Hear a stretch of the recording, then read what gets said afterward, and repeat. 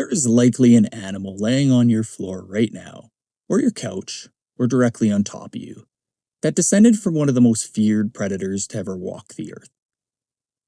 It is currently dreaming, twitching its legs, possibly snoring, and waiting for someone to drop some food on the floor. The domestic dog, doggos, floofs, the world's biggest freeloader. The animal that shares your home, steals your blankets, and stares at you with those eyes whenever you eat anything. That animal was the ancestor of a wolf. Not distantly, not in a vague evolutionary sense. A wolf. Thousands of years ago, the animal you dress up for fun and kiss on the lips was howling at the moon and hunting in packs across the frozen tundra of the last ice age. And this is the part that caught my attention. The part scientists have only recently started to understand. We may not have tamed them. They may have tamed themselves.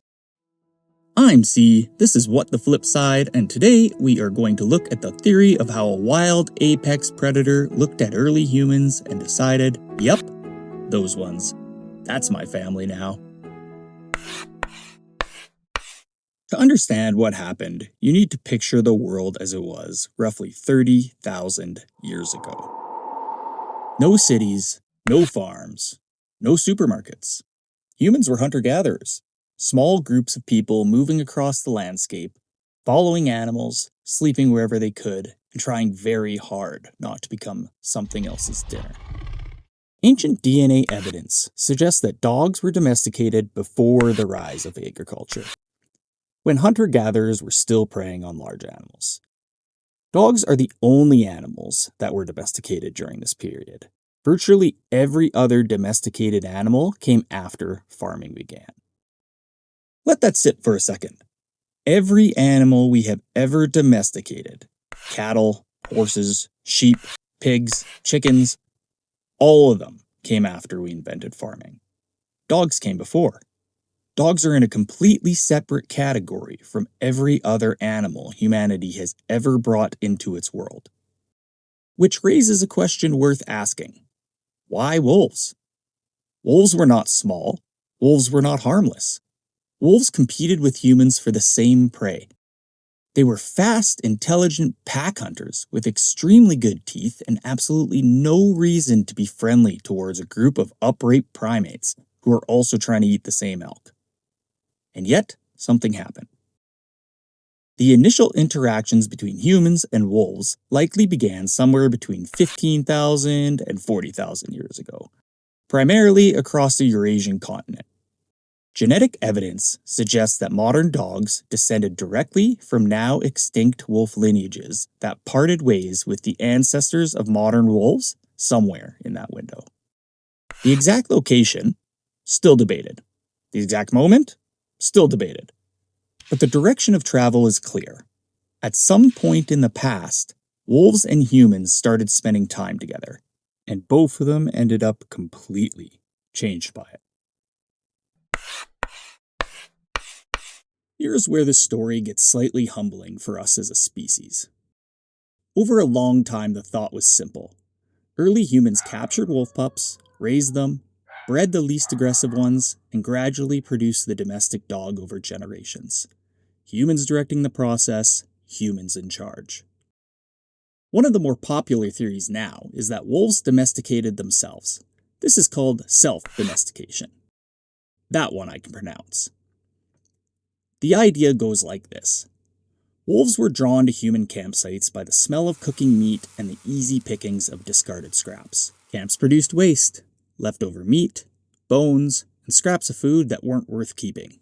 For a wolf, that is a free meal with considerably less effort than hunting a fully grown elk across a frozen landscape.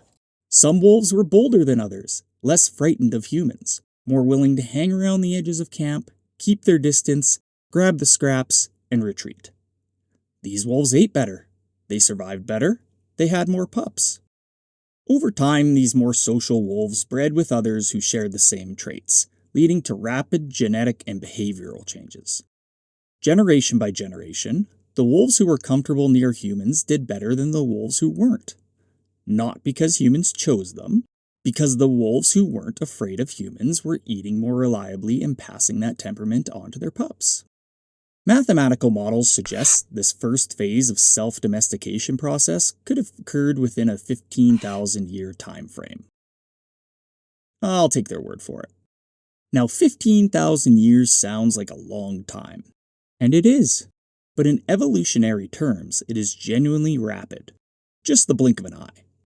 The best part of this theory, though, the bit that should make every dog owner smile, is the implication.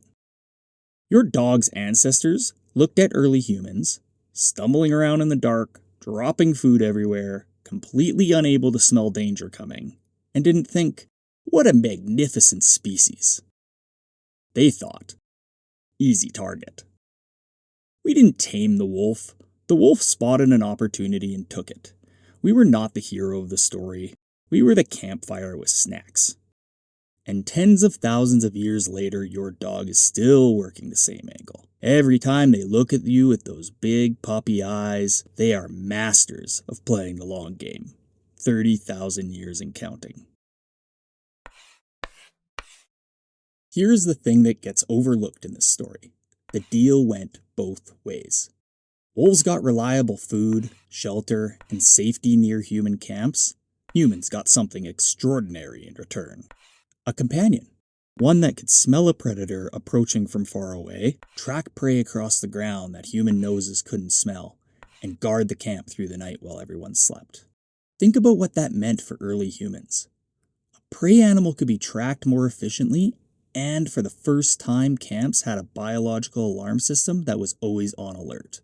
These groups with early domesticated wolves, known as proto-dogs, had a genuine survival advantage over groups without them.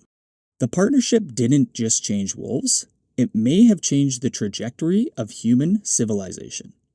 Some researchers believe the ability to hunt more efficiently with dogs allowed human groups to feed larger populations, travel further, and colonize new territories.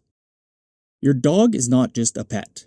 Your dog is the product of one of the most consequential relationships in the history of life on this planet.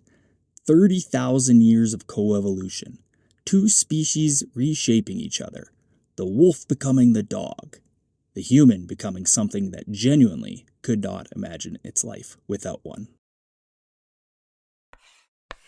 The story doesn't end with hunting partners and survival advantages. At some point, something deeper happened. Something that separated dogs from every other animal on the planet. Dogs learned to read us. Scientists took wolf pups and raised them intensively with humans from birth, hand-fed, socialized, given every opportunity to bond with people. Then they tested them against dog puppies who have received far less human contact. The dog puppies won. Easily. Dogs as young as 4 months understand pointing gestures to find hidden food with virtually no training. Wolf pups raised by humans from birth don't. Not without months of formal training. Think about that. You point at something and your dog immediately understands that your finger means, look over there. This ability emerges remarkably early. Over tens of thousands of years living alongside us, dogs didn't just get comfortable around humans, their brains physically rewired to read our faces, our gestures, our intentions. And then they went further than anyone could have predicted. Because somewhere in the tens of thousands of years living inside human lives, dogs didn't just learn to tolerate our emotions. They learned to respond to them. They find the person in the room who is hurting. They stay close without being asked. They sit with someone who is grieving and somehow understand that silence is enough. That quiet, emotional intelligence, built around a campfire over thousands of generations, eventually became something nobody could have predicted. We have dogs that navigate entire cities for people who cannot see. There are dogs that can detect a seizure before the person having it has any idea it's coming. Dogs that sit beside children and give them the courage to speak when everything else has failed. Dogs that search through rubble and smoke long after any reasonable animal or human would have quit. And dogs that lie next to a veteran when they cannot sleep. We had no idea what we were getting into. Neither did they. And somehow it became the greatest deal ever made. So next time your dog stares at you while you eat, waiting patiently for something to drop, that is thousands of years of strategy right there. They figured us out a long time ago. They were playing the long game, and somewhere along the way, without either of us really noticing, it stopped being about the scraps and became something neither species has ever been able to fully explain. We thought we were getting a hunting partner. We got a best friend. And here are mine. We have many more stories like this coming up. Mostly it's just things that we find interesting and decide to take a deeper look at so we can all understand it a little better and have some fun along the way. If you haven't already, drop us a like and subscribe. We have plenty more stories after this one. I'll see you in the next one.